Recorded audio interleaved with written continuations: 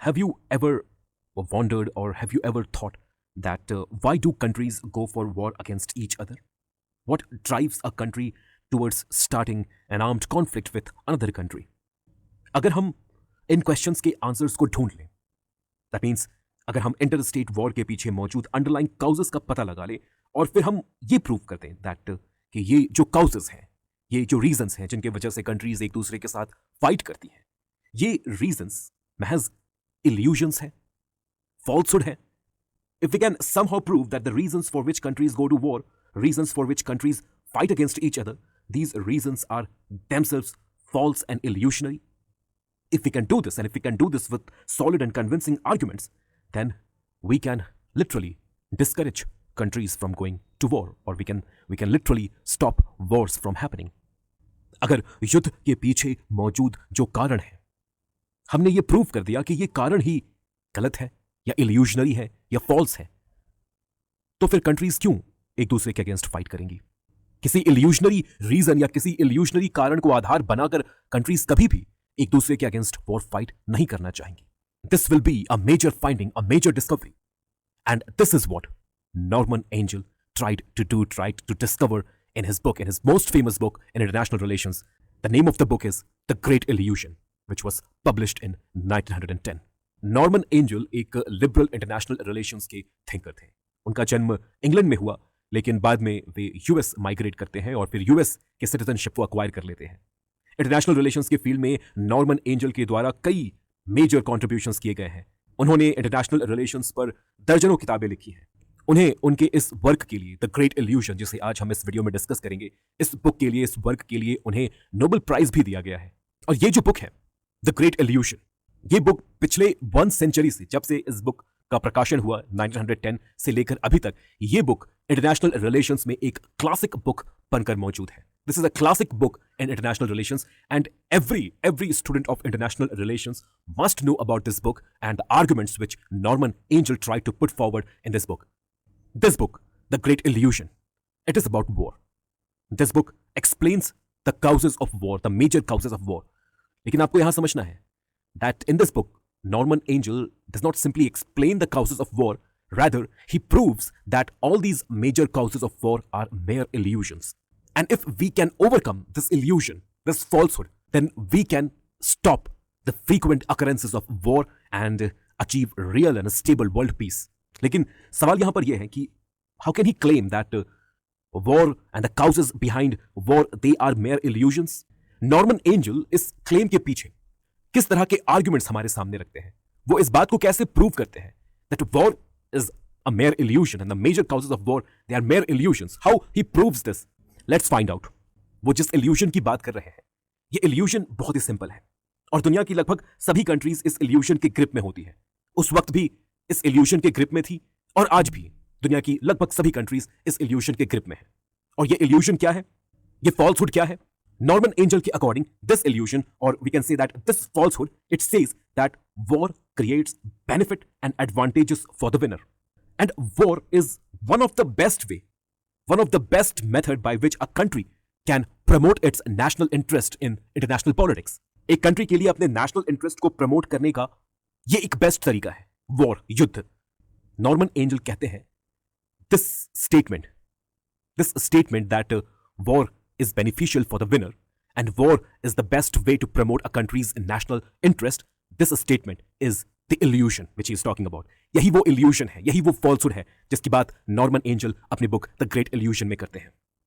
अब सवाल है कैसे, how we can say that and how we can prove that war are not advantageous or beneficial for a country, and war are not the best method by which a country can promote its national interest. How can we prove this? देखिए, Norman Angell कहते हैं कि जब भी दो countries के बीच war होगा तो सबसे पहले इन कंट्रीज के बीच होने वाला जो ट्रेड है, इंटरस्टेट ट्रेड, इंटरस्टेट कॉमर्स, ये सस्पेंड कर दिया जाएगा. बिफोर वॉर, वॉर से पहले अगर दो कंट्रीज के बीच इकोनॉमिक रिलेशंस है, कल्चरल रिलेशंस है, कमर्शियल रिलेशंस है, जैसे ही वॉर की शुरुआत हुई, the first thing will happen is that these economic, cultural and commercial relations will get disrupted. There will be a full stop in these transactions between the two countries, economic relations, commercial relations and cultural relations. There will be a full stop.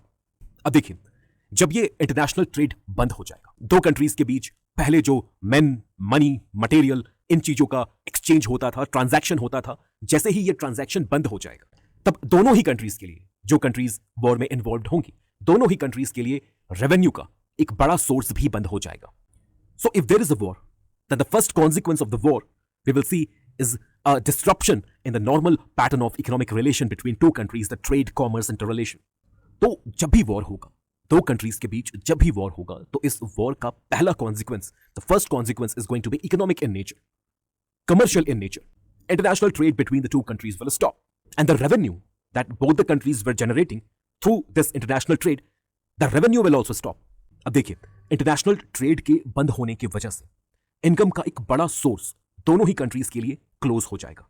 Income के source के close होने की वजह से दोनों ही countries में economic activities घट जाएंगी.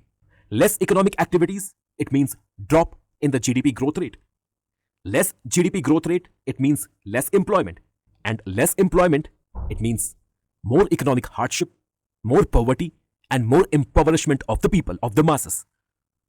तो हम यहां पर देख सकते हैं कि अगर दो कंट्रीज के बीच वॉर हो रहा है, तो इस वॉर में मिलिट्री विक्ट्री दोनों में से किसी कंट्री की जरूर होगी. There is going to be one country who will win the war militarily. लेकिन economic loss, commercial loss, social loss, cultural loss, ये दोनों ही कंट्रीज को फेस करना पड़ेगा. And according to Norman Angell, these economic, commercial, and social losses are bigger than the small military victory that one country can generate through the war. तो अगर हम military dimension के साथ साथ, एक वॉर के मिलिट्री डायमेंशन के साथ साथ वॉर के बाकी सभी डायमेंशंस को भी अकाउंट में ले, इकोनॉमिक डायमेंशन, कमर्शियल डायमेंशन, अगर हम इन सभी डायमेंशंस को अकाउंट में ले, तो नॉर्मन एंजल कहते हैं कि इन रियलिटी हम इस बात को रियलाइज करेंगे that war creates no advantage, no benefit for any country. It only creates loss and loss for everyone. And it is because of this reason, that Norman Angell believes that the statement, the proposition that war is beneficial, advantageous for a country who wins a war, this statement is a falsehood. It is an illusion. War beneficial हो सकता है, एक country के लिए war advantageous हो सकता है. ये कथन Norman Angell के according एक illusion है, एक falsehood है. अब यहां पर दूसरा सवाल उत्पन्न होता है कि अगर ये इल्यूजन है कि वॉर किसी भी कंट्री के लिए एडवांटेजियस, बेनिफिशियल नहीं हो सकता, if this is the reality, then why do countries fight with each other? Why do countries go for war? Why does war happen in the first place? Countries के leaders क्यों इस illusion के grip में बंधे रहते हैं? Why they are not able to free themselves from this grip of illusion? Norman Angell के according इस सवाल का जवाब है uneducated public opinion. Norman Angell कहते हैं कि एक कंट्री के लीडर्स पब्लिक ओपिनियन के इन्फ्लुएंस में आकर यह डिसीजन लेते हैं कि उन्हें किसी कंट्री के अगेंस्ट वॉर फाइट करना है या नहीं. And you know that you have to accept it that this public opinion, they are not based on rational, economic और utilitarian calculations. Rather, most of the time the public opinion, it is guided by fear. They are emotionally charged. तो यहां पर हम assume कर सकते हैं that अगर एक कंट्री के लीडर्स उस कंट्री के पब्लिक ओपिनियन से गाइडेड होंगे, गवर्न होंगे, और उस कंट्री का पब्लिक ओपिनियन अगर रैशनल नहीं है, अनएजुकेटेड है, फियर के ग्रिप में है, तो फिर उस कंट्री के द्वारा फ्रीक्वेंट वॉर फाइट किया जाएगा. That country will fight frequent war.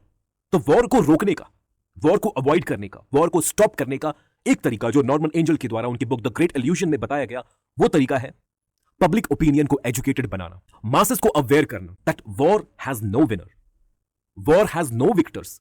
युद्ध में किसी की जीत नहीं होती, हर किसी का युद्ध में बस नुकसान ही होता है. This statement has to be taken to the masses. The public, the masses, they have to be made aware of the futility of the war. इन्हें हमें बताना होगा, पब्लिक ओपिनियन को एजुकेट करना होगा. तभी जाकर नॉर्मन एंजल कहते हैं कि तभी जाकर हम एक ऐसी दुनिया की कल्पना कर पाएंगे जहां पर कंट्रीज के बीच वॉर, युद्ध नहीं होगा, और सही मायने में हम एक पॉजिटिव पीस वर्ल्ड लेवल पर एस्टैब्लिश कर सकेंगे. So these were the core arguments of Norman Angell, which he presented before us in his extremely important book, The Great Illusion. I hope I was able to do justice with this book and with the arguments of Sir Norman Angell. अगर आपने इस video को यहाँ तक देखा है, and if you think that the video was helpful to you, then please react, give your feedback. This will encourage me to make more such videos in future. Video को and करने से पहले मैं एक बार फिर आपको पॉलिटिकल साइंस के हमारे ऑनलाइन कोर्स की जानकारी देना चाहूंगा. So we have an online course on political science. In this course, we are covering all these 10 units of political science. इस कोर्स में पॉलिटिकल साइंस के इन सभी 10 यूनिट्स को 550 से भी अधिक डिटेल्ड लॉन्ग वीडियो लेक्चर्स के माध्यम से मेरे द्वारा कवर किया गया है. So if you want to master the subject of political science and all the 10 units which are there in political science, you can consider joining this course. और अगर आप इस कोर्स से जुड़ना चाहते हैं, इस कोर्स से रिलेटेड और अधिक जानकारी हासिल करना चाहते हैं, then you can contact us through WhatsApp and a given number. Thank you so much for listening. God bless.